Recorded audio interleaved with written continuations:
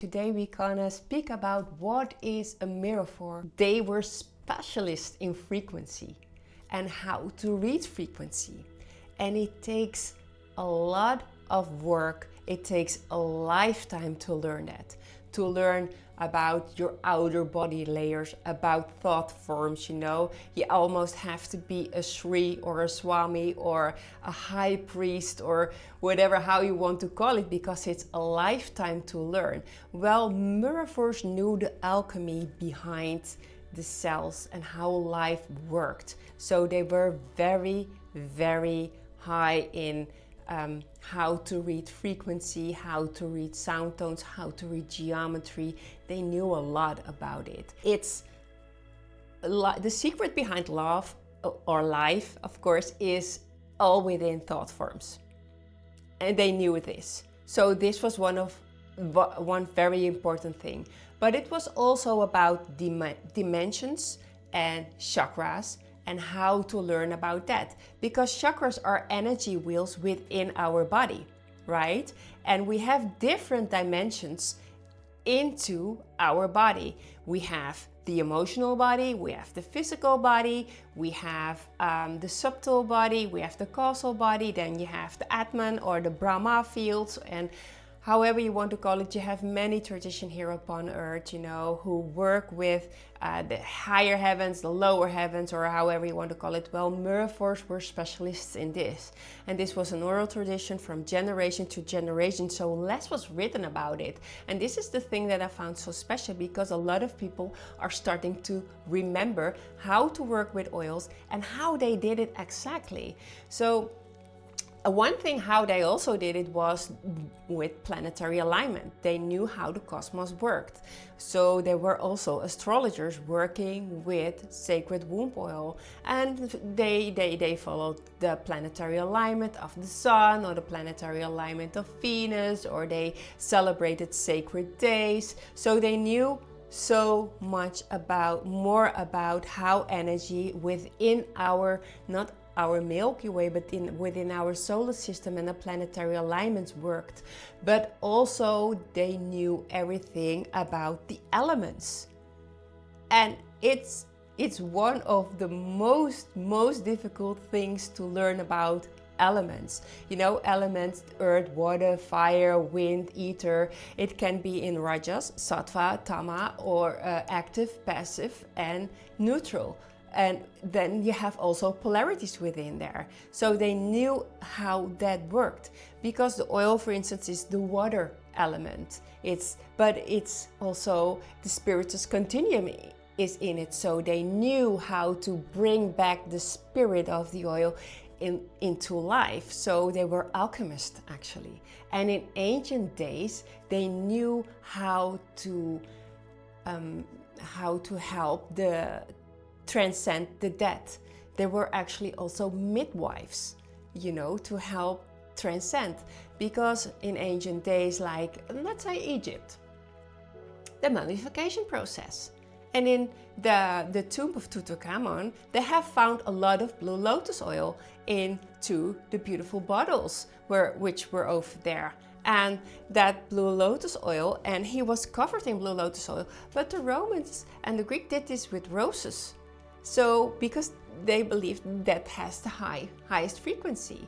And in biblical times, you read about anointing sick people, and which oils they used for it and how they used it. They had to have a certain form of alignment within themselves before they could even help sick people.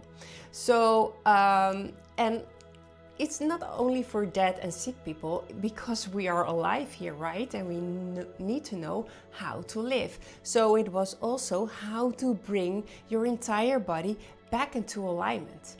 So what they also did was a coronation oil, making coronation oils. It can took years or months for them to create a coronation oil for a priest to anoint kings and queens. And so they could rule the land, right? They could rule the people in an aligned way. Well, speaking of the land, they also made land oils. And Myrrophore in ancient Greek did it with olive oil And that was very beautiful. And in biblical times, you can also read about how the place of Bethlehem was created, right? Because I think it was Joseph who anointed the soil, or maybe it was Jacob, but he slept on a stone, he anointed that stone, he placed it on a certain place, he had a dream, he had a vision that it was a stairway between heaven and earth. Right? So it was very, very important that the soil was anointed before Bethlehem was built upon it. So oils come from Rome, India, China, ancient Greece. The Aboriginals worked with beautiful dream oils. In Africa, they have worked with oils. The Mayas, the Egypts, everywhere they worked with oils. The shamans, the Druids, the Celtic, the Nordic, in Russia, Asia, and of course, if you are spiritual, then you must also have the belief that the Atlanteans and the Lemurians also have worked with sacred oils during their ceremonies and their rituals. So oil is global.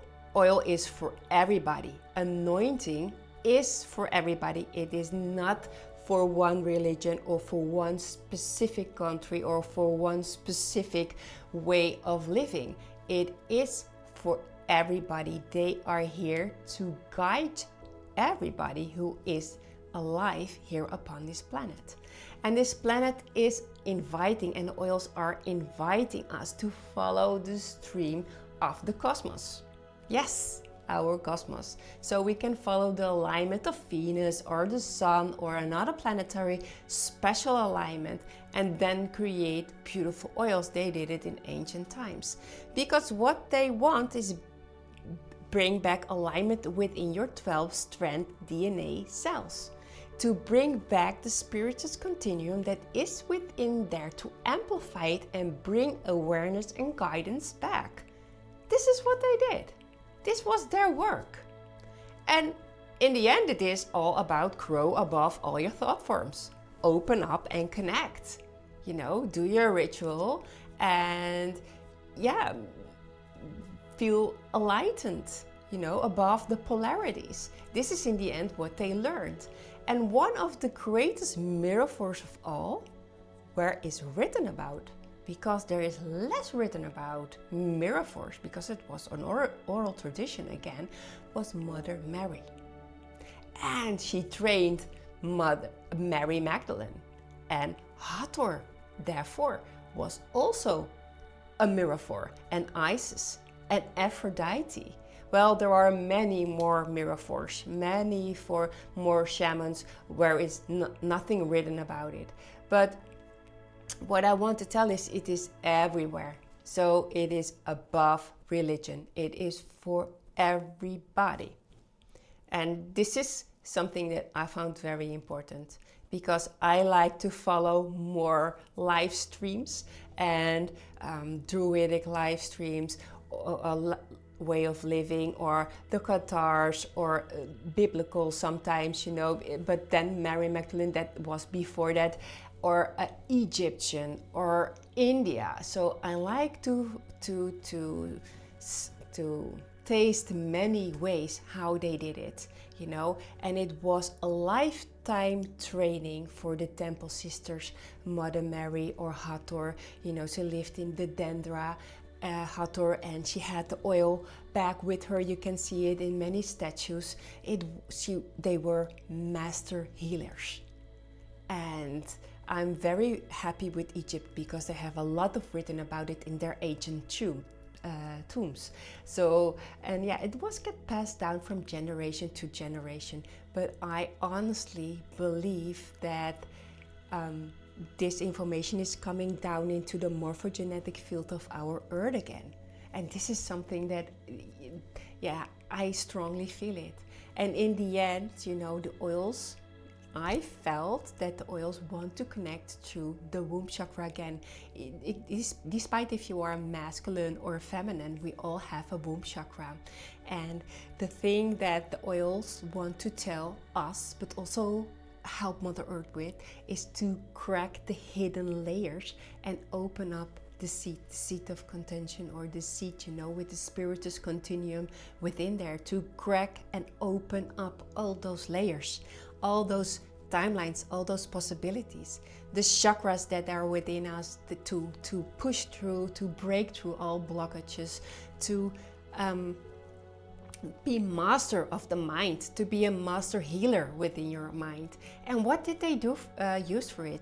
They used music, they used dance, they used mantras, they used geometry, sacred codes, they used dimensions and alignments, planetary alignments, you know, they use our solar system also, of course. So the oils right now want to assist us.